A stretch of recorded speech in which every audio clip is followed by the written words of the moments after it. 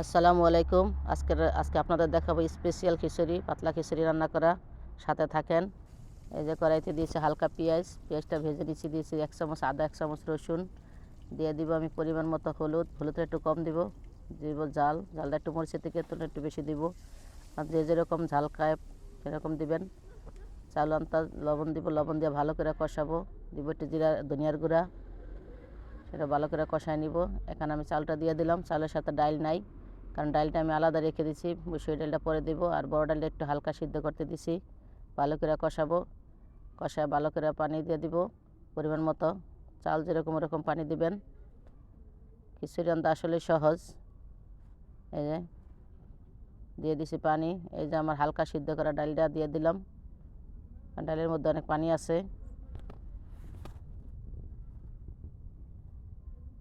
এই যে স্পেশাল বলছি কারণ এই যে বলক হিসাব হচ্ছে খিচুড়ি স্পেশাল বলার কারণ হলো যে মাছের মাথা, এটা হলো সালমান মাছের মাথা।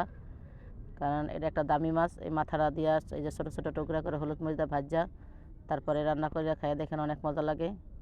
যে একবার খাইব তার বারবার খাইতে ইচ্ছা করব, যে খিচুড়ি পছন্দ করে। এই যে আমার হয়ে আসছে, বাগার দিয়ে দিলাম। পেঁয়াজ রসুন দিয়ে এখানে বাটার দিয়েছি, তেলও দিছি সাথে। দেখেন আমার খিচুড়ি হয়েছে। দুইটা টমেটো দিছি, একটা আলু দিছি।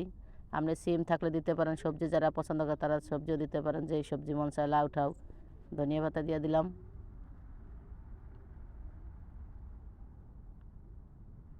দিয়ে দিলাম 1 চামচ জিরা, দিয়ে ভালো করে নেড়ে দিব। দেখেন কালারটা কেমন হয়েছে। একবার বানিয়ে খেয়ে দেখবেন। সালমন মাছটা মাথাটা ছোটো ছোটো করে কেটে ভেজে, যদি ভালো না হয় তাহলে আমার কমেন্টে জানাইন। যারা খিচুড়ি পছন্দ করে তাদের কাছে অবশ্যই ভালো লাগবে, কারণ আমাদের কাছে ভালো লাগে, আব্বুর অনেক পছন্দ। এই যে মিক্স করে নিব মাথাটা দিয়ে, কারণ আমি বাগার দিয়ে দিছি, জিরা দিয়েছি, সব কিছু হয়ে গেছে। খালি লবণ দেখে নেবেন। এই যে খিচুড়ি কমপ্লিট।